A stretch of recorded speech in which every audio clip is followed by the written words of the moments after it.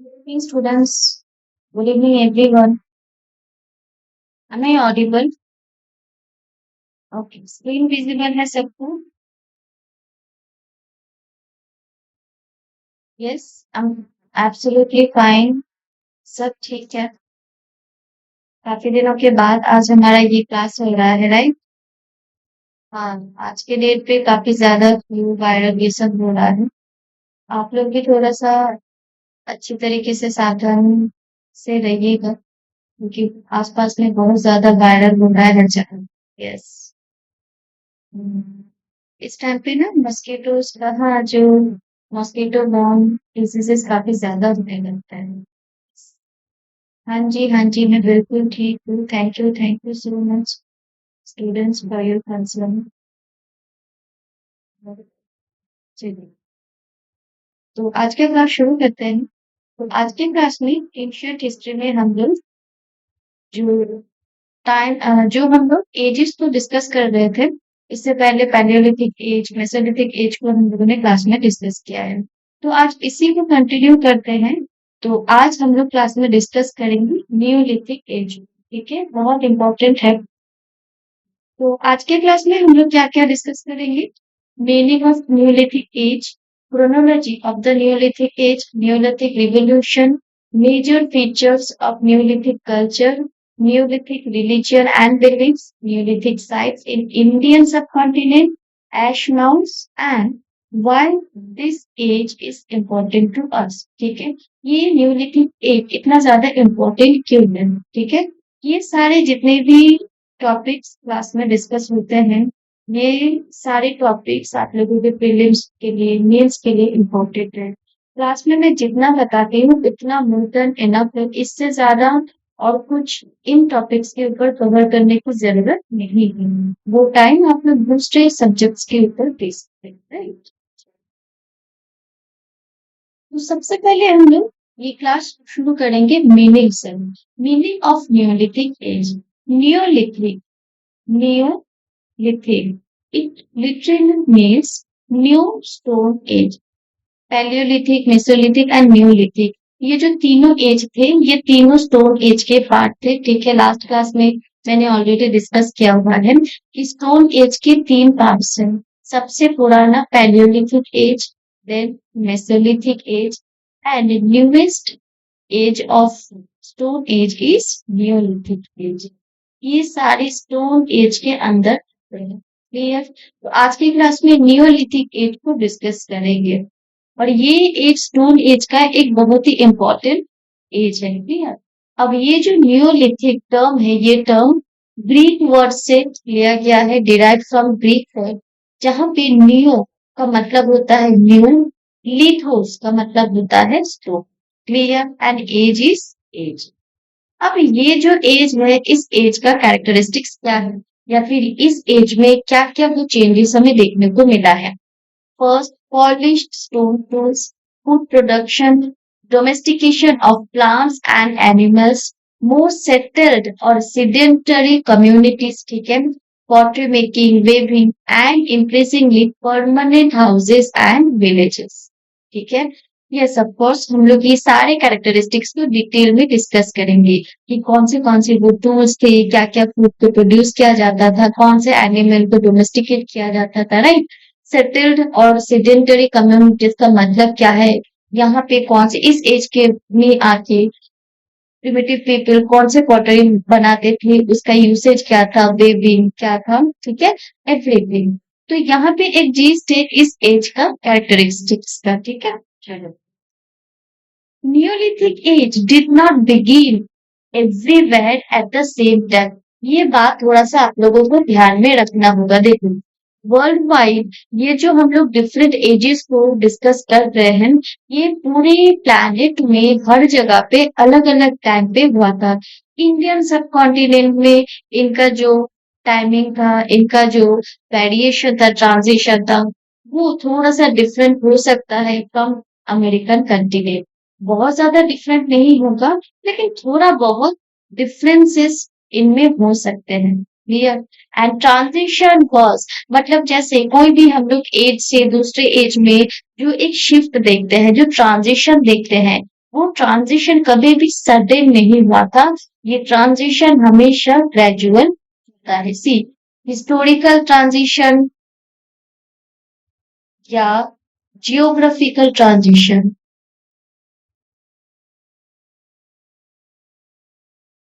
ये ज्यादातर केस में ग्रेजुअल होता है। ये ऐसा नहीं है कि जैसे अभी आज के टाइम पे एक पैलियोलिथिक एज में लोग हंटिंग गैदरिंग कर रहे हैं और एक दिन सुबह उठ के ही एग्रीकल्चर करना शुरू कर दिया। नहीं, बिल्कुल नहीं।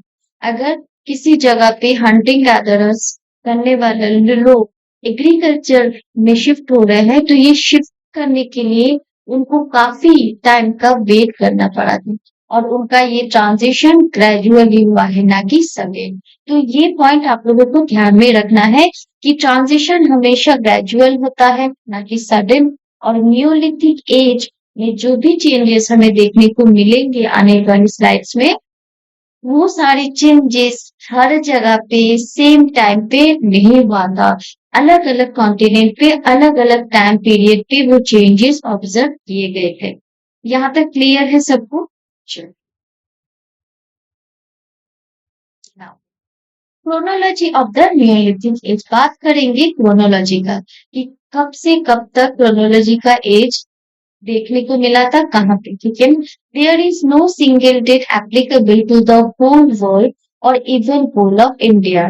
मतलब पूरे के पूरे इंडिया में भी नियोलिथिक एज का कोई सिंगल डेटा नहीं है। जैसे पैलियोलिथिक का हम लोगों ने देखा था, मेसोलिथिक का हम लोगों ने देखा था, है ना। लेकिन नियोलिथिक में एजेस में थोड़े से चेंजेस हैं। मतलब for an example south India में, ये इंडिया का मैप है, बहुत ही खराब मैप है। Don't laugh. जैसे ये इंडिया का मैप, ये तो फिर भी थोड़ा बहुत बेटर है। अब इंडिया में सेंट्रल टू साउथ इंडिया, मतलब इस रीजन पे न्यूलिथिक एरा, न्यूलिथिक एजेस जिस टाइम पे हुए थे, न्यूलिथिक चेंजेस जिस टाइम पीरियड में देखने को मिला था, नॉर्थ इंडिया में वो changes little bit different era में देखने को मिला था, नहीं। चलो, जैसे ये थोड़ा सा आप लोग ध्यान में दीजिएगा, क्योंकि यहाँ पे नियोलिथिक चेंजेस और नियोलिथिक ईरा थोड़ा बहुत कॉन्टिनेंट के हिसाब से मैंने दिया है। South west Asia fertile crescent को ध्यान में नहीं देना है, साउथ वेस्ट एशिया को ध्यान में देना है। साउथ वेस्ट एशिया में न्यूलिथिक एज का जो बिगिनिंग का टाइम था वो था 10,000 BCE। ठीक है, before Christian era. China, China में ये टाइम पीरियड था 7,000 टू 6,000 BCE, मतलब चाइना में पहले ही आ गया था। यूरोपियन कंट्रीज में या फिर यूरोपियन कॉन्टिनेंट में ये जो न्यूलिथिक पीरियड था, ये 7,000 में ही आ चुका था। अब ऐसा क्यों कहा जा रहा है? मतलब वहां पे जितने भी प्रिमिटिव पीपल थे, न्यूलिथिक एज से रिलेटेड जो भी कैरेक्टरिस्टिक्स होते थे, उनमें, क्लाइमेट में, एनवायरनमेंट में, वो सारे कैरेक्टरिस्टिक्स इन पीरियड्स में से ही ऑब्जर्व किए जाना शुरू हो गया था। मतलब साउथ वेस्ट एशिया में न्यूलिथिक एज से रिलेटेड कैरेक्टरिस्टिक्स लोगों में, वहां के एनवायरनमेंट में, वहां की जियोग्राफी में 10,000 BC से ऑब्जर्व होना शुरू हुआ था। जबकि चाइना में same changes, same environment, same vegetation cover, same animals, same everything, मतलब एवरीथिंग 7,000 से ही देखना शुरू हो गया था। जैसे आज के डेट पे 90s में इंडिया में कंप्यूटर आया था, राइट। लेकिन यूरोपियन कंट्रीज में, अमेरिकन कंट्रीज में काफी टाइम पहले ही, फॉर एन एग्जाम्पल 1950s में ही कंप्यूटर आ चुका था, है ना। तो ये भी, ये न्यूलिथिक एज का ऑब्जर्वेशन कैरेक्टरिस्टिक्स भी, ये न्यूलिथिक एज का जितने भी फीचर्स है, ये सब कुछ अलग अलग कॉन्टिनेंट पे, अलग अलग एरियाज पे, अलग अलग टाइम पे ऑब्जर्व होना शुरू हो गया था। तो इसीलिए ये कहा जाता है कि न्यूलिथिक एज हर रीजन पे अलग होता है। अभी सबको समझ आया कि क्यों न्यूलिथिक एज का जो टाइम पीरियड है, ये डिफर करता है from continent to continent. Clear है? चलो, यूरोप में न्यूलिथिक एज 7000 टू 6000 BCE तक ही ऑब्जर्व हुए थे। इंडियन सब कॉन्टिनेंट में broadly from 7000 BCE with regional variation. India में 7000 BCE से न्यूलिथिक एज की कैरेक्टरिस्टिक्स ऑब्जर्व किए जा रहे थे, लेकिन रीजियनल वेरिएशन भी देखने को मिला था। मतलब रीजियन मतलब ईस्टर्न पार्ट में, वेस्टर्न पार्ट में, साउथ इंडिया में, नॉर्थ इंडिया में, सेंट्रल इंडिया में भी जो न्यूलिथिक चेंजेस ऑब्जर्व हो रहे थे वो अलग अलग टाइम पे हो रहे थे। For an example, north east India में generally associated with second millennium BCE tradition and South India में broadly third to second millennium BCE पे ये ऑब्जर्व करना शुरू हो गया था। क्लियर है? मतलब समझ आ रहा है कि हर रीजन पे अलग अलग टाइम फ्रेम में, अलग अलग टाइम जोन पे न्यूलिथिक एज के कैरेक्टरिस्टिक्स ऑब्जर्व होना शुरू हुआ था। Is that clear? तो यहाँ से chronology of the neolithic age समझ आया? Good.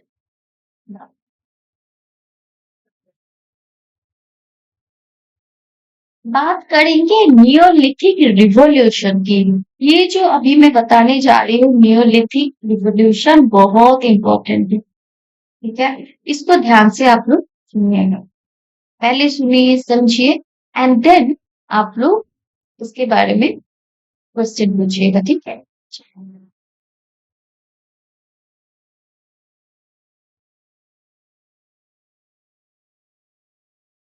The Neolithic Revolution, also called Agricultural Revolution, Neolithic period में जो चेंजेस हुआ था उसी को न्यूलिथिक रिवोल्यूशन कहा जाता है। क्लियर? अब न्यूलिथिक रिवोल्यूशन को एग्रीकल्चरल रिवोल्यूशन भी बोला जाता है, ठीक है?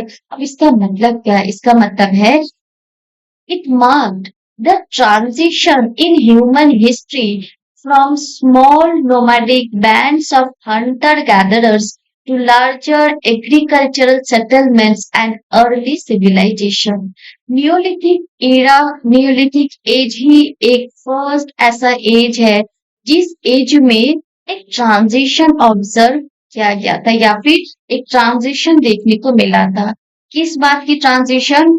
ये वही एज है जिस एज में हंटिंग गैदरिंग करने वाले जो पीपल थे वो लोग लार्ज स्केल में एग्रीकल्चर एंड सेटलमेंट्स पे शिफ्ट हो चुके थे। मतलब इससे पहले लोग हंटिंग गैदरिंग कर रहे थे, हंटिंग एंड गैदरिंग कर रहे थे, राइट? नियोलिथिक एज जब आता है तब लोग हंटिंग गैदरिंग से लार्ज स्केल में एग्रीकल्चर करना शुरू कर देते हैं, प्लस सेटलमेंट भी एस्टेब्लिश करते हैं। लोग एक साथ एकजुट होके रहते हैं और यही से सिविलाइजेशन का बिगिनिंग हुआ था। तो ये जो ट्रांजिशन था ह्यूमन हिस्ट्री में, ये फर्स्ट टाइम नियोलिथिक एरा में ऑब्जर्व हुआ था और इसी ट्रांजिशन को बोला जाता है Neolithic revolution. Is that clear? मतलब इससे पहले लोग थे फूड गैदरर, ठीक है? फूड गैदरिंग करते थे, लेकिन इस पीरियड में आके लोग फूड प्रोड्यूस करने लगे, फूड प्रोड्यूसिंग और फूड प्रोडक्शन, ठीक है? इस एज में आके लोग फूड को प्रोड्यूस करने लगे, ठीक है? तो ये जो चेंज हुआ है, ये जो चेंज हुआ है, ट्रांजिशन हुआ है, यही ट्रांजिशन नियोलिथिक एज में ऑब्जर्व किया गया है, नियोलिथिक एज में हुआ है, जो कि नियोलिथिक रिवोल्यूशन के नाम से जाना जाता है। क्लियर है? बहुत इंपॉर्टेंट है। और ये जो नियोलिथिक रिवोल्यूशन है ये स्टार्ट हुआ था 10,000 BCE में, before Christian era, in the region of the Middle East where humans first took up farming। और ये मतलब कौन से रीजन पे फर्स्ट टाइम ये ट्रांजिशन ऑब्जर्व हुआ था? मिडिल ईस्ट में। मिडिल ईस्ट में फर्स्ट टाइम न्यूलिथिक पीरियड में ये ट्रांजिशन ऑब्जर्व हुआ था जहां पे human beings first time farming करना शुरू किए थे। क्लियर है? इसका मतलब ऑल ओवर वर्ल्ड में मिडिल ईस्ट एक ऐसा एरिया है, एक ऐसा रीजन है जहाँ पे ह्यूमन बींग्स ने फर्स्ट टाइम फार्मिंग करना भी शुरू किया था। तो न्यूलिथिक रिवॉल्यूशन का मतलब क्या है समझ आया? न्यूलिथिक रिवॉल्यूशन कब शुरू हुआ समझ आया? एंड न्यूलिथिक जो रिवॉल्यूशन है कहाँ से शुरू हुआ है ये भी आप लोगों को मैंने बता दिया है ना।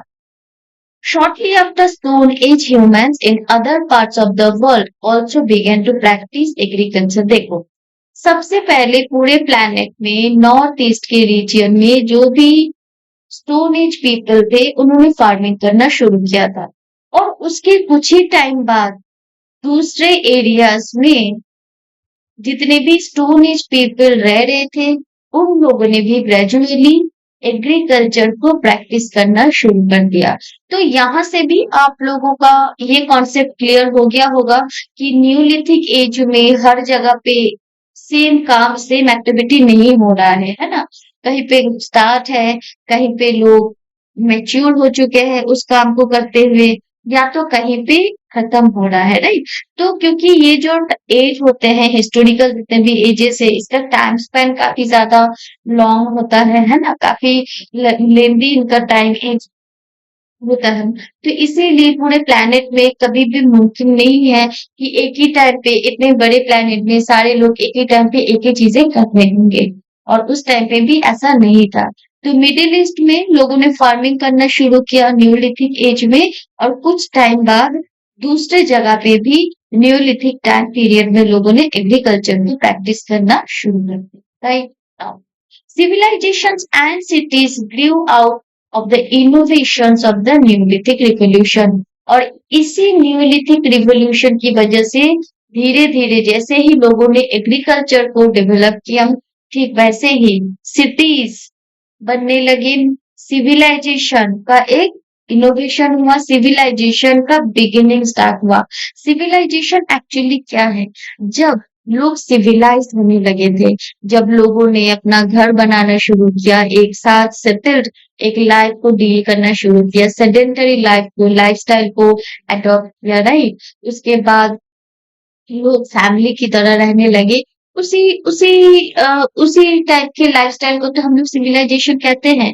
तो जब एग्रीकल्चर को शुरू कर दिया था नियोलिथिक एज में, एग्रीकल्चर को शुरू करने के मतलब होता है पहले देखो फूड हंटिंग गैदरिंग के टाइम पीरियड में, पैलियोलिथिक मेसोलिथिक के टाइम पीरियड में लोग क्या करते थे? सुबह उठे खाने के तलाश में निकल पड़े, नोमैडिक पीपल होते थे। तो जहां जहां पे उनको खाना मिलता था वहां वहां पे वो लोग भटकते रहते थे, कभी सेम जगह पे वो लोग वापस नहीं आते थे।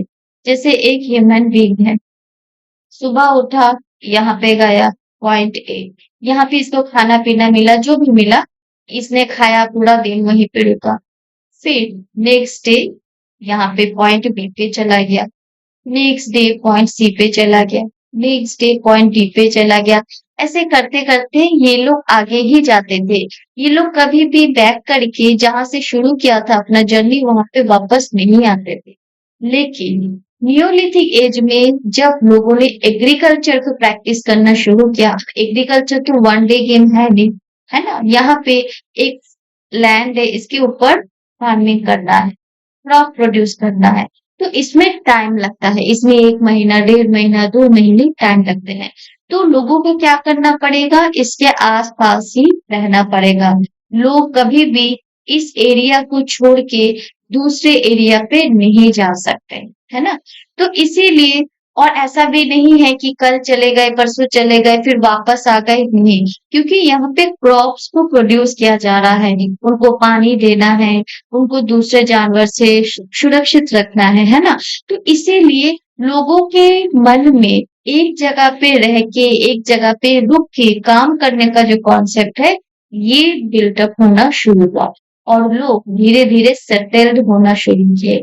मतलब पहले लोग नोमैडिक थे, उसके बाद लोगों ने नोमैडिक लाइफस्टाइल को छोड़ के एक जगह पे कम्युनिटी की तरह रहने लगे, एक जगह पे जुट करके लोग रहने लगे और एग्रीकल्चर को प्रैक्टिस करने लगे, क्योंकि एग्रीकल्चर को प्रैक्टिस करने का मतलब ही यही होता है कि आपको एक ही जगह पे रहना है, आपको अपने क्रॉप्स को देखना है, उसको प्रोटेक्ट करना है, उसके लिए जो भी रिक्वायर्ड रिसोर्सेस है वो सब कुछ प्रोवाइड करना है, राइट। और यही से लोगों ने विलेज को डेवलप किया, यही से लोगों ने एक साथ रह के सिविलाइजेशन को, मतलब सिविलाइजेशन का एक बिगिनिंग किया, राइट। और इसी तरीके से सिविलाइजेशन सिटीज ग्रू अप होने लगे। इस दैट क्लियर?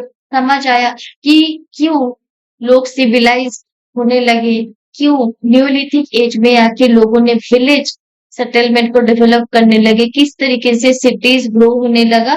तो सिस्टम कुछ इस तरीके से वर्क कर रहा था। पहले लोग खाने के चक्कर में, शेल्टर के चक्कर में एक जगह से दूसरी जगह पे रहने लगे, लेकिन इस एज में आके लोग खुद फूड को प्रोड्यूस करने लगे, खुद ही शेल्टर बनाने लगे। डिफरेंट है, पहले लोगों को सर्चिंग पे जाना पड़ता था फूड के लिए, शेल्टर के लिए, और इस एज में आके लोग खुद फूड एंड शेल्टर दोनों को ही प्रोड्यूस करने लगे। शेल्टर प्रोड्यूस का मतलब होता है हाउसेज बिल्ट अप करने लगे थे। क्लियर है?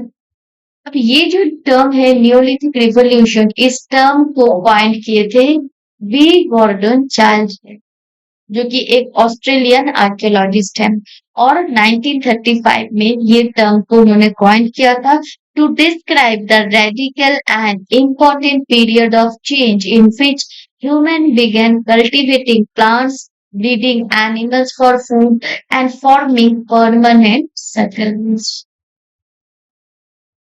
क्लियर? बहुत ज्यादा रॉकेट साइंस नहीं है, लेकिन फिर भी समझने वाली चीज है।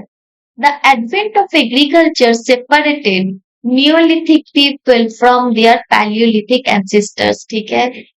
जैसे ही एग्रीकल्चर ह्यूमन बींग्स ने डेवलप किया, एग्रीकल्चर को इन्वेंट किया, वैसे ही उस टाइम पे लोग अलग हो चुके थे ऑलरेडी अपने एंसेस्टर से। इससे पहले पैलियोलिथिक पीपल, मेसोलिथिक पीपल बहुत ज्यादा हंटर गैदरर्स थे, बहुत ज्यादा के ज्यादातर सभी हंटर गैदरर्स थे। वो लोग एग्रीकल्चर क्या होता है जानते ही नहीं थे, वो लोग फूड गैदरिंग करते थे, वो दे आर फूड गैदरर। लेकिन न्यूलिथिक पीपल ने फूड को प्रोड्यूस करना शुरू किया, ठीक है, और वो फूड प्रोड्यूसर बनने लगे। पहले लोग थे फूड गैदरर एंड देन लोग बन गए फूड प्रोड्यूसर्स। मेजर चेंजेस क्या क्या हुए हैं, जैसे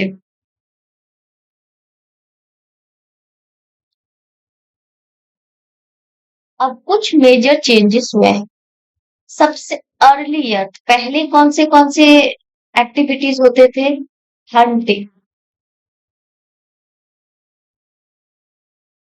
देन फिशिंग,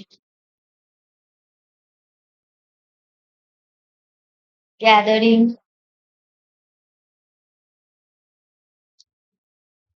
और लोगों का जो लाइफ था वो नोमैडिक था। नोमैडिक। अब न्यूलिथिक पेज एज में आके लोगों में क्या चेंजेस हुए?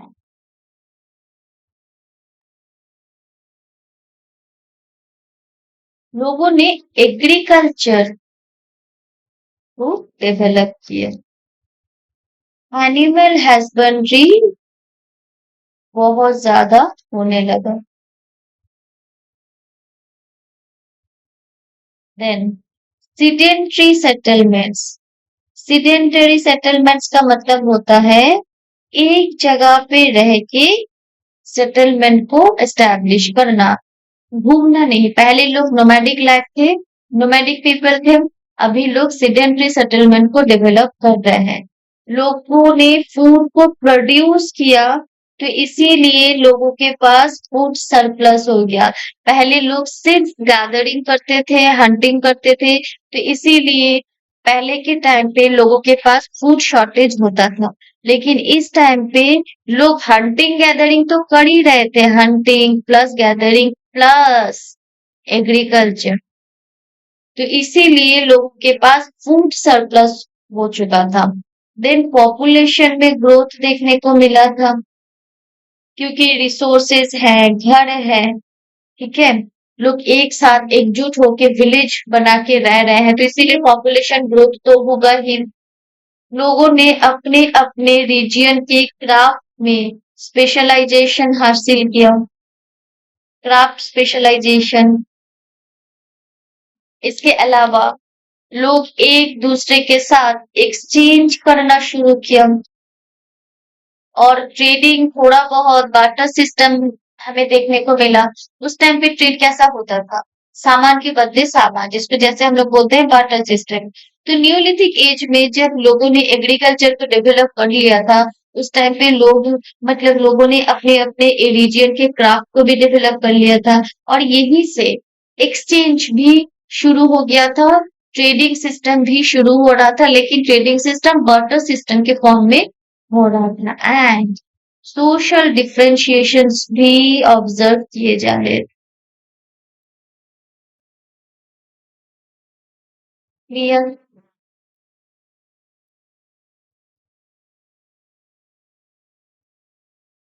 यहाँ तक क्लियर है कि कौन से वो मेजर चेंजेस ऑब्जर्व किए जाए गए थे इन न्यूलिथिक पीरियड में? देखो, नियोलिथिक रिवॉल्यूशन का मतलब इन्वेंशन ऑफ एग्रीकल्चर नहीं है। नियोलिथिक रिवॉल्यूशन का मतलब है ट्रांजिशन। नियोलिथिक रिवॉल्यूशन का मतलब है सिंपल ट्रांजिशन। इसको ध्यान में रखना है। न्यूलिथिक रिवॉल्यूशन का मतलब एग्रीकल्चरल डेवलपमेंट नहीं है, ना कि एग्रीकल्चर का इन्वेंशन। कि मेजर पैकेज में जो चेंजेस हो रहे थे, जैसे agriculture, domestication, sedentary settlements, new technology, pottery weaving, changing social organization, इन चेंजेस को, इन ट्रांजिशन को ही न्यूलिथिक रिवॉल्यूशन कहा जाता है। क्लियर है यहाँ तक? ओके। ये न्यूलिथिक एज थोड़ा सा बड़ा होगा, इसमें हमें 2-3 क्लास देना पड़ेगा, क्योंकि इसमें समझने वाले और समझाने वाले कॉन्सेप्ट्स दोनों ही ज्यादा हैं। क्लियर? इससे पहले हम लोगों ने पैलियोलिथिक, मेसोलिथिक को सिंगल क्लास में ही कंप्लीट किया था, लेकिन न्यूलिथिक एज में हमें 2 या 3 क्लास तो चाहिए होंगी, जिसके अंदर मैं चीजों को अच्छे से बता पाऊंगी, क्योंकि ऊपर ऊपर से करके तो कोई फायदा नहीं है, है ना? तो यस, आज की क्लास में हम लोगों ने मीनिंग को देखा, क्रोनोलॉजी को देखा, एंड न्यूलिथिक रिवोल्यूशन को देखा। ठीक है, तो आज का क्लास हम लोग यहीं पे एंड करते हैं। नेक्स्ट क्लास में हम लोग और 3 से 4 यूनिट को डिस्कस करेंगे। क्लियर? किसी को कोई डाउट है इन 3 टॉपिक्स के ऊपर, मीनिंग, क्रोनोलॉजी एंड रिवोल्यूशन से रिलेटेड? ओके, सो देन मिलते हैं हमारे नेक्स्ट क्लास में, जहाँ पे हम लोग बाकी के यूनिट्स कवर करेंगे। Okay, so thank you so much students, thank you so much.